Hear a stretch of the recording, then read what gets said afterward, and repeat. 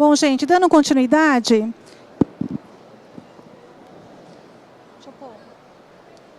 nós vamos chamar a Julie, engenheira civil do Instituto Mackenzie, tá? Ela vai falar sobre o biopolietano, uma solução sustentável à base do óleo vegetal, tá? Boa tarde.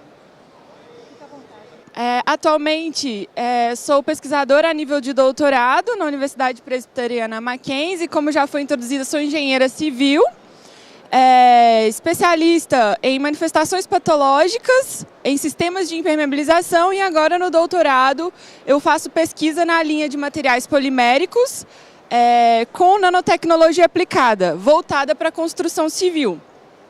Bom, esse trabalho que a gente está trazendo hoje, só para trazer uma breve introdução, ele faz parte da nossa pesquisa lá no Mackenzie, é uma parceria também com a Purcom Química, e ele é uma parte do projeto como um todo, né?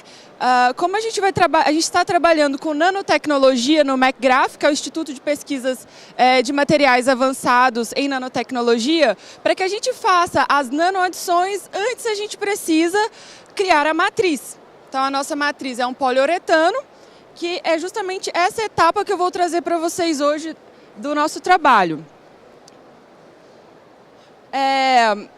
Dentro do nosso trabalho, então, a gente tem como orientador o professor Ricardo Andrade, da Universidade Presbiteriana Mackenzie, e orientação da parte da química do poliuretano, a gente tem o Gerson, da Purcom. Temos também o Leonardo Fonseca, que é químico da Purcom, e outros pesquisadores que trabalham conosco lá no Instituto. Bom, uma breve agenda do que eu vou abordar hoje. Vou trazer uma breve introdução do poliuretano e suas aplicações específicas para o tema da impermeabilização. Como esse é um trabalho experimental, vou trazer um pouco dos materiais e métodos, assim como o programa experimental que a gente utilizou, e os resultados e análises. As análises, elas vão ser feitas de acordo também com o que a gente encontra na literatura. E as conclusões. Bom, esse passador está um pouco complicado aqui, hein? Está passando. Bom, como sabemos, a frase mais emblemática, o poliuretano é um dos polímeros mais versáteis, né? Todo artigo começa com essa frase praticamente. Ali vindo, né, do grupo hidroxila com o agrupamento NiCO do isocianato, formando segmentos flexíveis com segmentos rígidos, portanto um polímero segmentado, formando então o poliuretano, podendo ser termoplástico ou termofixos. Lembrando, os termoplásticos são aqueles que são passíveis de serem reutilizados, não é? Com a aplicação de temperatura, e os termofixos, por terem ligações cruzadas, são um pouco mais difíceis. É possível, mas o processo de ligação cruzada torna o processo irreversível, né, para que seja reutilizado. Dentro da nossa pesquisa, a gente trabalha então com esse desafio dos termofixos, não é? Que é meio que o grupo dos poliuretanos um pouco mais temidos dentre os PUs. E quando a gente fala na construção civil, então, o nosso foco está voltado para o segmento da impermeabilização, certo? A impermeabilização, portanto, dentre os que estão aqui no grupo, alguém é do segmento da impermeabilização? Conhece? Temos alguns colegas aqui que são do segmento, mas para aqueles que ainda não conhecem, a impermeabilização dentro do segmento da construção, qual que seria a função dela? Basicamente, função primária, estanqueidade, proteger a construção da ação da água, dos fluidos e intemperismos do meio, certo? Aplicadas em lajes de estacionamentos, né? Aqui tem um videozinho de como o poliuretano... acho que o som não sai, né? Sai? É só um videozinho que mostra como é a aplicação do poliuretano na prática dentro de um canteiro de obras, né? Ele pode ser aplicado dessa forma, ele é vertido, né, no piso, previamente preparado esse substrato, ele pode ser aplicado dessa forma em que o impermeabilizador ele puxa com uma espécie de rodinho, né? Temos também os poliuretanos que são que eles podem ser aplicados como pintura, com uma brocha ou uma trincha, e também aqueles que podem ser aplicados por airless. Só para vocês terem uma ideia do que exatamente a gente está falando aqui quando a gente fala da aplicação do PU na impermeabilização.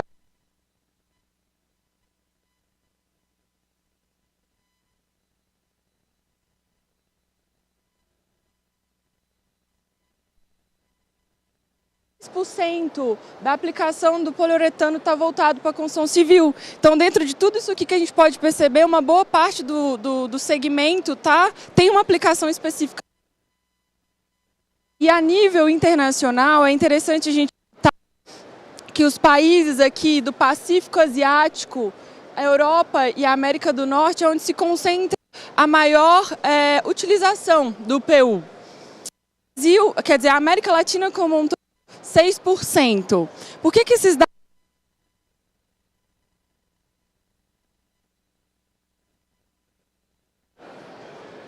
Oi? Não? Som, voltou? Ótimo, obrigada pelo feedback. Pois bem, quando a gente busca na literatura... quando se trata de poliuretano, como a gente está tentando trazer aqui o olhar para um poliuretano bio, mais sustentável, e buscamos na literatura o que se tem pesquisado, o que se tem desenvolvido, o que a gente encontra nos últimos 5 anos, né? Aqui tem um artigo da Construction and Building Materials, que é um jornal muito conceituado dentro da área da construção civil, em que esses pesquisadores... Sri Lanka, é um grupo de pesquisadores de vários países aqui. Sri Lanka, Malásia, Austrália, se juntaram para desenvolver um poliuretano base água com a adição aqui, nesse caso, do óleo de soja, para formar então esse poliuretano bio. Qual que foi o que eles perceberam como resultado? O teste de resistência, de aderência deles foi bastante elevado. Então, o óleo de soja aumentou a resistência à aderência no substrato. Pensando nisso, né, num substrato de concreto, substratos cimentícios. Um próximo artigo, aqui esses autores, eu não coloquei aqui, mas se eu não me engano, eles vão ser da China, algo assim.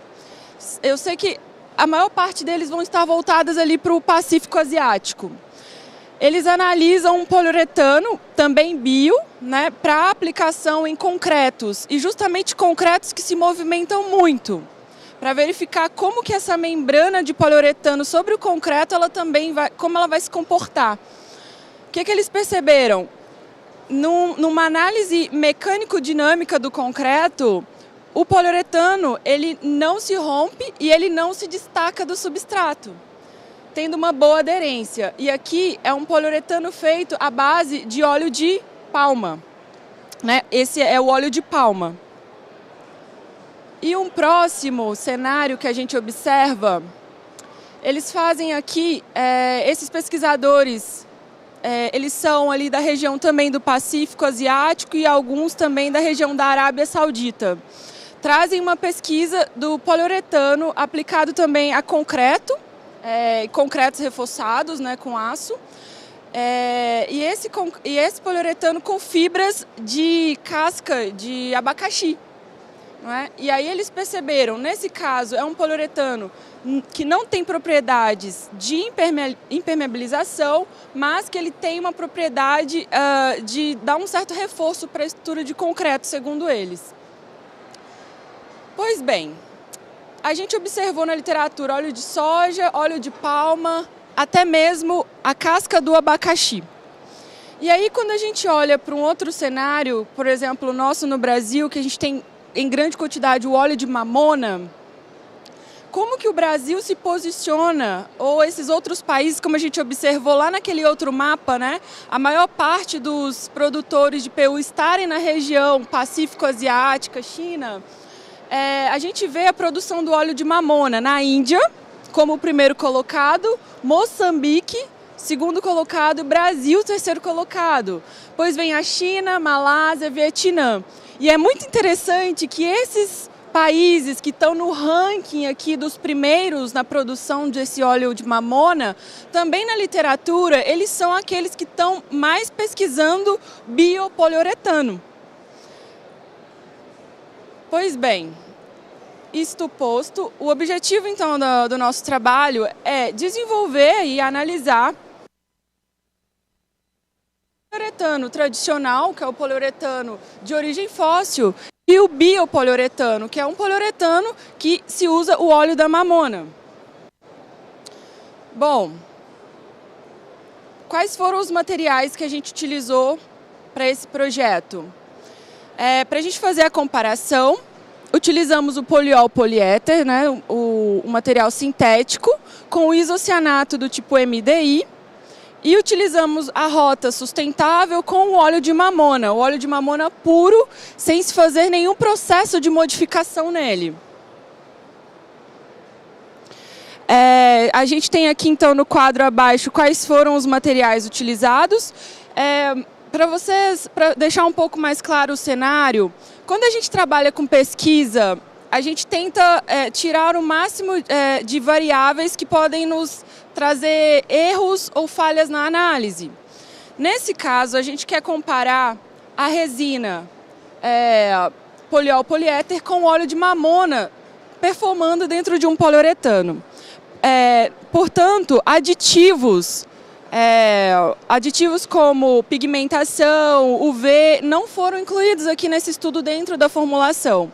A gente formulou com as resinas, colocamos um catalisador, não é, para conseguir fazer ali uma boa ligação cruzada, e um absorvedor de umidade, porque a gente sabe, não é, que a gente vai ver até isso, reflexo disso mais à frente, que esses materiais eles têm uma certa interação até com a umidade do ar.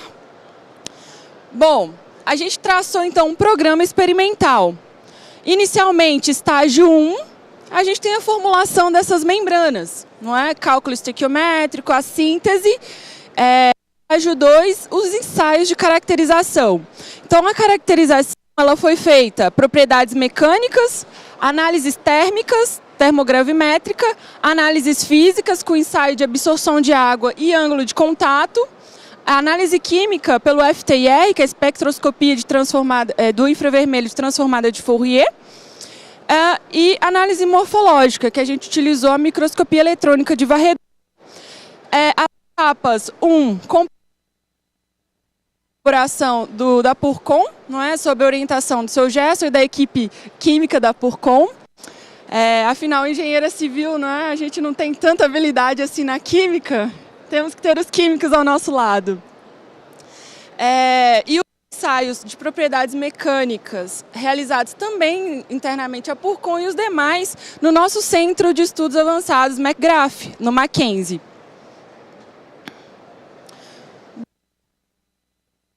As membranas, moldamos e tivemos as membranas, e partindo então para os... Assim, tá bom, desculpa. Partindo então para os resultados. Quando a gente formula, sintetizamos essa membrana, ela passou pelo período de cura, esperamos ali em torno de 7 dias para que a gente inicie esses ensaios. No entanto, a gente precisa ter certeza que o poliuretano foi bem curado e que as reações entre o isocianato e o poliol, o óleo de mamona, foram bem feitas. E como é que a gente valida isso, não é? A gente busca na literatura, por exemplo, aqui a gente tem o espectro FTIR para um poliuretano. Neste caso aqui da primeira linha preta, é um poliuretano que as reações não aconteceram todas. Então, como a gente sabe disso? A gente tem uma banda que aparece no ensaio aqui na casa de 2.275. Se essa banda aparece no FTIR, significa que as ligações todas não foram feitas. A gente tem grupo NCO do isocianato não reagido, certo?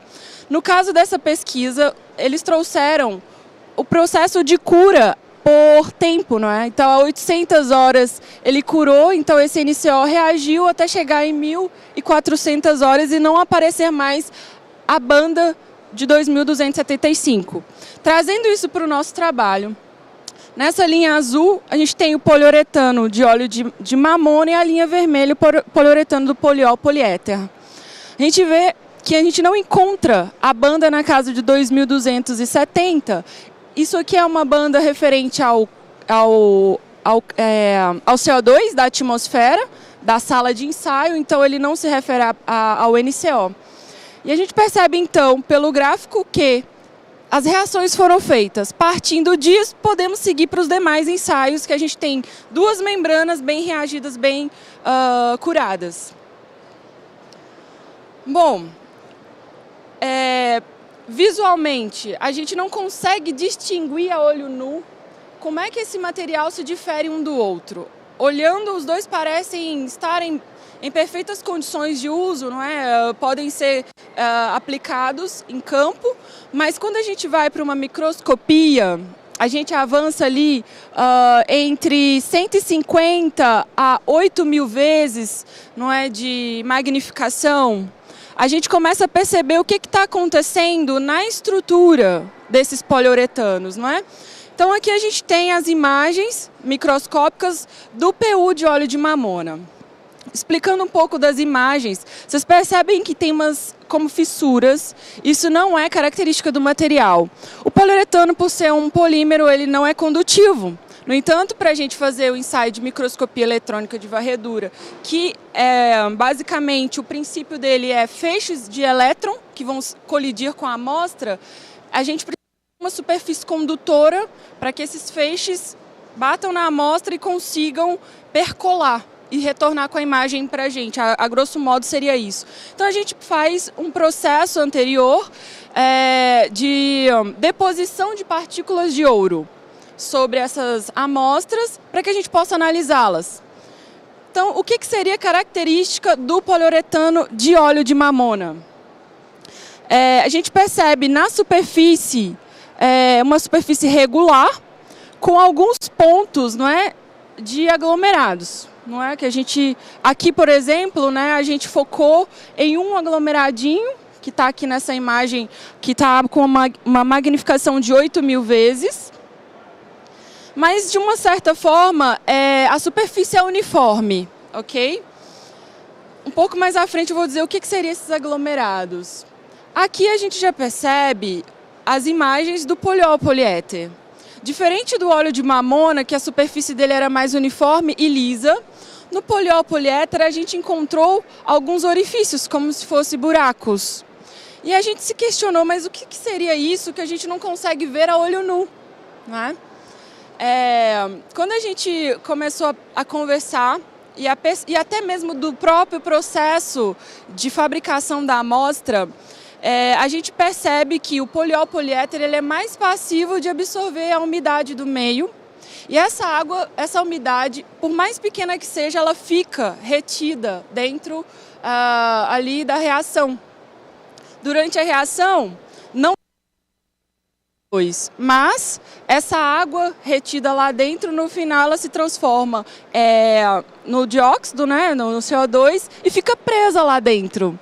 Com o ensaio de microscopia, como a gente tem um feixe de elétrons colidindo com a amostra, isso aumenta em pontos específicos, aquece a amostra e faz com que onde eu tinha uma bolha parada, ela sai. O ar que estava preso sai, formando esses orifícios.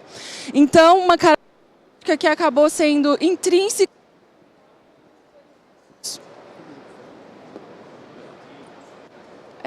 Não era... Ok, obrigada.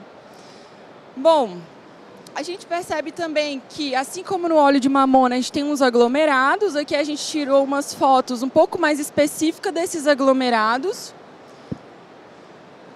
Aqui são outros pontos que tiveram esses orifícios, não é? Pontos de bolhas.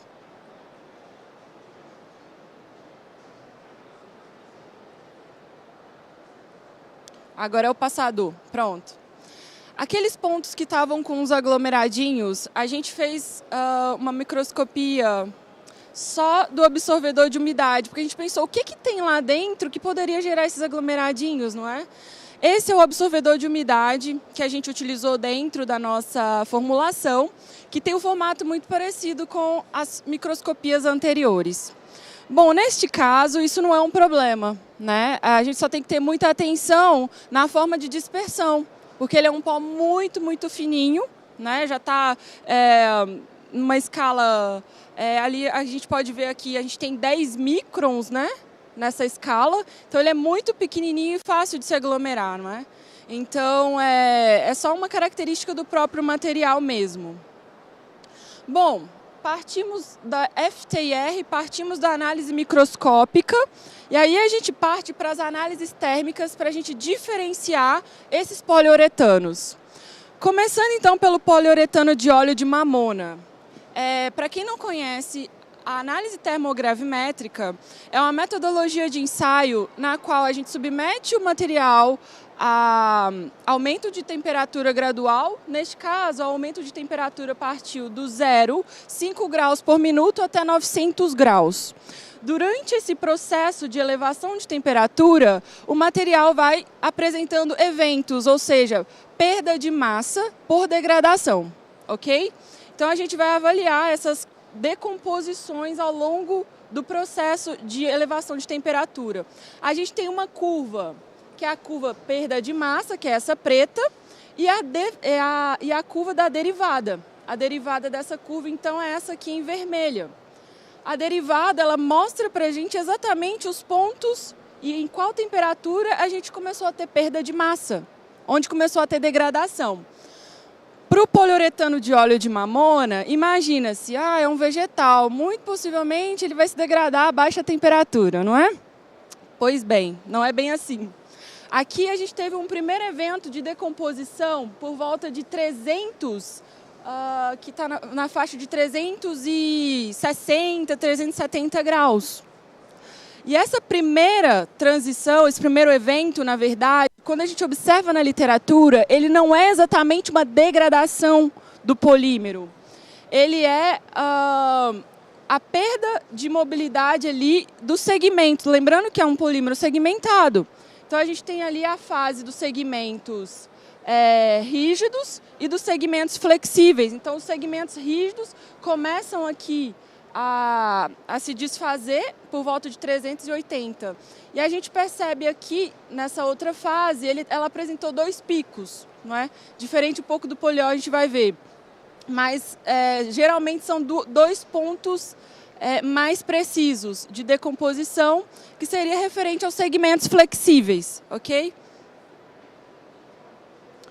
Agora, quando a gente observa o poliol poliéter, esse passador não está me ajudando. Vamos lá. Pronto. Quando a gente observa o poliol poliéter, a gente percebe 2 transições também. Apesar daqui a gente ter um pico ali, a gente tem 2 picos únicos.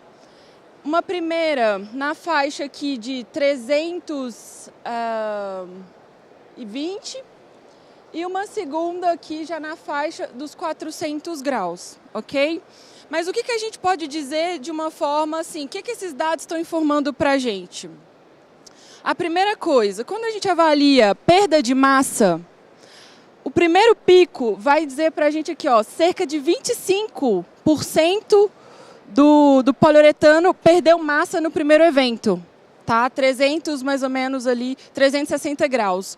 Já o poliol poliéter, ele perde menos massa nesse primeiro momento. Tá? Então, assim, quando a gente observa qual seria o material que nesse ensaio ele teria um melhor resultado, seria o poliol poliéter, pelo fato dele ter perdido um pouco menos massa do que o óleo de mamona. Bom, avaliando então as propriedades mecânicas, não é? A gente avaliou as propriedades mecânicas segundo a norma STM D412 para elastômeros, que também o mesmo procedimento está estabelecido na NBR 16580 na velocidade de 500 milímetros por minuto, célula de carga de 200 kg-força. Bom, então vamos para as análises. Primeiramente, o gráfico inicial ele traz para a gente a curva tensão, deformação, né, tensão por alongamento percentual do poliuretano de poliol poliéter, poliuretano fóssil. A gente percebe que as curvas, né, elas estão bastante próximas, indicando uniformidade nos resultados e uma resistência à tração última aqui de mais ou menos 13 MPa e um alongamento de cerca de 136%. Módulo de Young, modularidade, de quase 6 MPa. Quando a gente observa as curvas do óleo de mamona, a gente percebe até pelo próprio formato. Vejam que os gráficos estão na mesma escala, tá? Mesma escala. A gente percebe pelo próprio formato que a curva ela já é mais acentuada. Uma curva mais acentuada, material mais rígido, ok? Módulo de elasticidade maior. Aqui a gente está com quase 6, ali a gente está com quase 9 MPa de módulo de elasticidade. Resistência à tração, quase 20 MPa para o óleo de mamona. Alongamento, quase 150%. Então, a gente tem uma diferença entre o PU de óleo de mamona e o PU fóssil de cerca de 33% para o óleo de mamona. E no alongamento, quase 8%. A gente pensa, isso é pouco, mas não é. Porque se a gente pensa... Se a gente pensa, por exemplo, num parâmetro normativo, tudo bem que o nosso parâmetro normativo hoje ele é um pouco baixo, mas isso faria diferença sim. A norma brasileira para poliuretanos aplicados à construção para impermeabilização é a norma 15487. Eu faço parte da comissão, não é, de revisão dessa norma. Hoje a norma, a parte 1 está disponível no mercado, que é o poliuretano para lajes. E a parte 2, nesse exato momento, ela está em andamento, que é o poliuretano para áreas trafegáveis, tanto de veículos quanto de pedestres. E aí, para vocês verem, a norma de poliuretano para laje, ela indica 2 MPa de resistência à tração, 100% de alongamento. O poliuretano que a gente desenvolveu está muito superior a isso, né? Dureza Shore. Quando a gente avalia a dureza desses PUs, aqui os dois concorrem muito próximos um ao outro, né? O poliuretano de óleo de mamona com 89 na escala de dureza A, na D 41. O poliol poliéter 86 na D 34. Então a diferença entre eles está bem pequena. Em termos de dureza, a gente pode afirmar que ambos eles estão na escala de dureza alta, na hard. Estão superiores também aos parâmetros normativos, né, que seria mínimo de 50, mas que poliol poliéter, óleo de mamona estão muito próximos em termos de dureza. Resistência à abrasão, não é? Resistência à abrasão.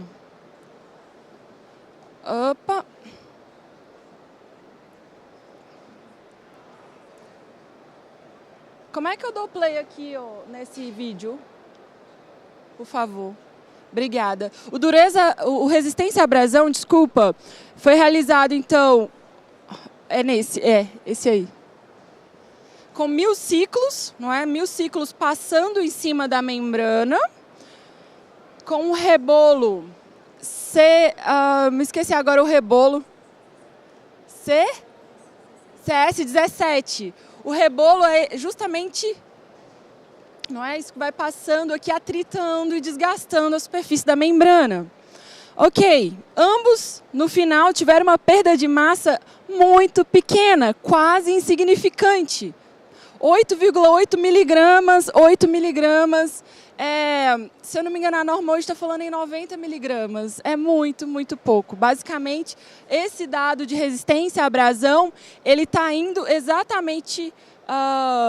ele está embasando o resultado anterior, alta resistência à penetração da agulha, né?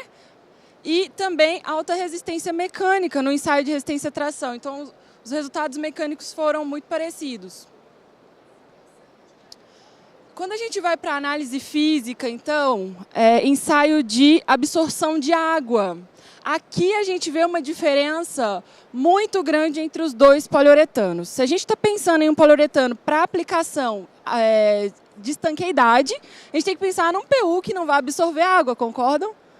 Pois bem, quando a gente fez esse ensaio, fizemos então 4 amostras, colocamos isso submerso em água durante 7 dias a temperatura ambiente, ok?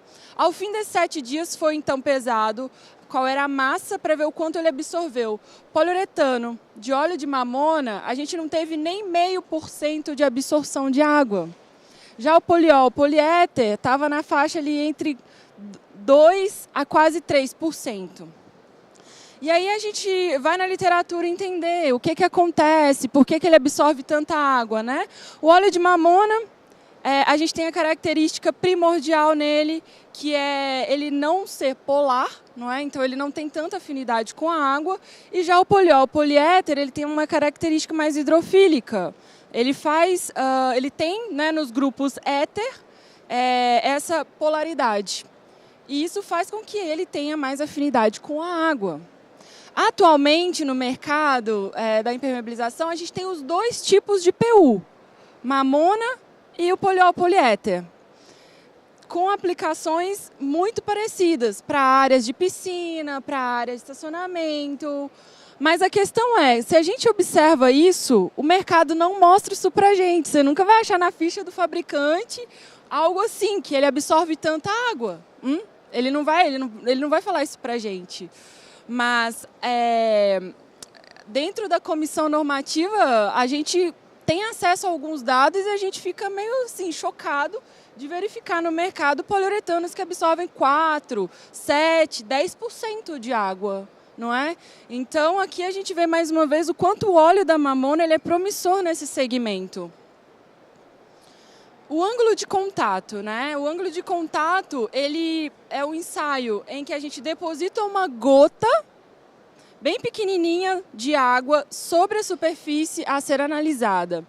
Essa gota, a depender do formato que ela vai adquirir em contato com a amostra, a gente consegue ali tirar várias análises. Dentre elas, qual que é a energia de superfície livre, por exemplo, e o grau de hidroficidade ou hidrofobicidade. Pois bem, então aqui a gente tem as imagens e os dados do ângulo de contato. A gente pode ver pelo próprio formato da gota, né? A gente tem uma gota maior, com um ângulo mais próximo a 90 graus para o óleo de mamona e uma gota mais espaçada para o PU de poliol de poliéter. O que indica isso para a gente? A gente sabe que uma gota maior do que 90 é característica de um material hidrofóbico, que repulsa água. E gotas que se espalham são as gotas que têm muita afinidade com a superfície, não é? São gotas abaixo de 90 ou quanto menor. Na literatura, por exemplo, a gente tem PU que foi feito com óleo de girassol. Né? Aqui são 2 pesquisadores recentes, 2022 e 2023, que fizeram PU com óleo de girassol. Grau de hidrofobicidade elevado, 104,19 o ângulo, e aqui 78, está razoável, né? O nosso está em 81 para o óleo de mamona, né? Ele já está mais próximo ao 90, tem maior hidrofobicidade do que o poliol poliéter, com cerca de 59 no ângulo de contato, né? Então, esse dado do ângulo de contato indica para a gente e corrobora lá com o ensaio de absorção. De fato, ele tem muita afinidade com a água. Bom, chegando então às conclusões, né? Lembrando do FTIR, né, fizemos então essas amostras, passamos pela análise do infravermelho e observamos que não tinha grupo NCO. Então, a formulação estava ok para a gente ir para os ensaios mecânicos. Análise termogravimétrica, a gente percebeu que para o óleo de mamona, a gente tinha uma perda de massa um pouco maior do que para o poliuretano à base de petróleo. mas que isso não necessariamente o inviabilizaria de ser utilizado. Afinal, essa temperatura estava na faixa de 300 graus. A gente só precisaria verificar qual seria a temperatura de uso em campo. No caso de um material impermeável, essa temperatura, o máximo que ele chegaria seria a temperatura de campo, de uma laje, de um meio-dia. Chegaria ali mais ou menos 70, a depender da região, 80 graus. Não passaria disso. A gente percebeu pelo MEV, né, análise microscópica, que aqueles vazios no poliol poliéter, ele pode ter interferido nos resultados mecânicos, que ficou inferior ao óleo de mamona. E essa questão das bolhas que ficam presas, elas podem ser resolvidas com aditivos. Mas se a gente pensa que a gente pode ter um poliuretano com menor quantidade de aditivo, por exemplo, para tirar bolhas, a gente tem um poliuretano com melhor custo-benefício também, não é? E sem que isso altere muito as suas propriedades mecânicas. E a gente percebeu, então, para os resultados de resistência à tração, né, que o poliuretano de base vegetal foi muito superior. Mais uniforme, mais resistente do que o poliol poliéter. O que daí a gente até percebe que, como eu estou no segmento da construção, nesse mercado da impermeabilização, muitos projetistas especificam um poliuretano base fóssil por imaginar que ele seria mais durável, mais resistente. Mas a gente conclui que isso é um mito, não é? Que o vegetal, de fato, ele tem resultados até mesmo superiores ao resultado do poliol poliéter. No caso de resistência à abrasão e dureza Shore, percebemos que ambos os materiais tiveram bons resultados, então eles se mostraram equivalentes. O que é interessante, por exemplo, se a gente pensa numa área que precisa tanto de estanqueidade quanto de resistência à abrasão, por exemplo, um estacionamento de um shopping, não é? Uma quadra poliesportiva. E, por fim, nos ensaios de absorção de água e ângulo de contato, a gente percebeu que o óleo de mamona se mostrou de natureza hidrofóbica, com aplicações promissoras, então, para o segmento da construção civil voltado para a impermeabilização. Bom, gostaria de deixar aqui os meus agradecimentos. A gente, no nosso projeto, a gente tem apoio do Instituto Presbiteriano Mackenzie, da CNPq, da CAPES, da Purcon Química, que tem aqui um grupo, não é? Conosco. Vocês podem ver ali nas imagens a turma da Purcon, o seu Gerson, o Pepe, né, o Giuseppe. E aqui o nosso grupo de pesquisa, multifuncional lá do Mackenzie. Bom, agradeço a todos pela atenção. Obrigada.